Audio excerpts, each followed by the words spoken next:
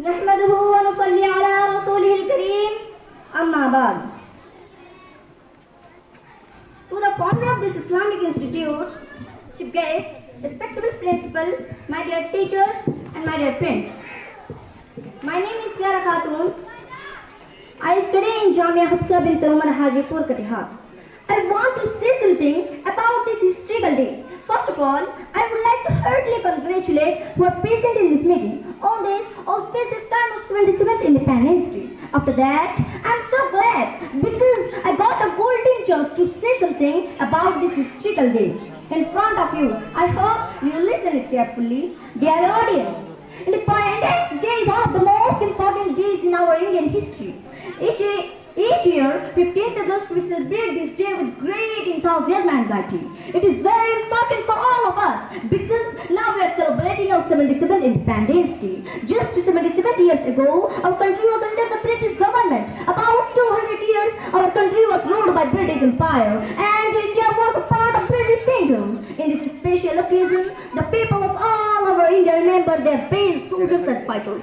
You also know very well that we got freedom from British Empire on this day. And India became an independent nation, which means we are free from rule. We are not ruled by anyone. Dear audience, our some prominent political leaders like Muhammad Ali Johar, Subhash Chandra Bose, Dr. Rajendra Prasad, and Tipu Sultan devoted their whole life for freedom of our country.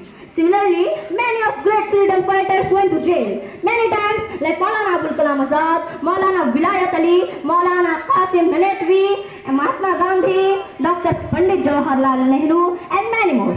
Thus, Ram Prasad Bismil and Asfaqullah Khan were hanged for freedom of our country. And besides, Sukhdev, Rajguru and Bhagat Singh were hanged on 14th February in 1931.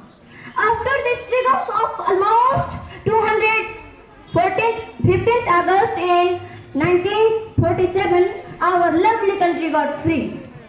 In this special occasion, the great matter of regard that someone does mention the name of Muslim freedom fighters. There are completely ignored their sacrifices and contributions. It is well accepted reality that our Muslim leaders also took a part in the battle of independence and played a significant role in our very campaign. Dear friends, we are celebrating Independence Day as a national festival. We not only commemorate but pay also a tribute to all martyrs. We should remember the struggles and bravery of our freedom fighters.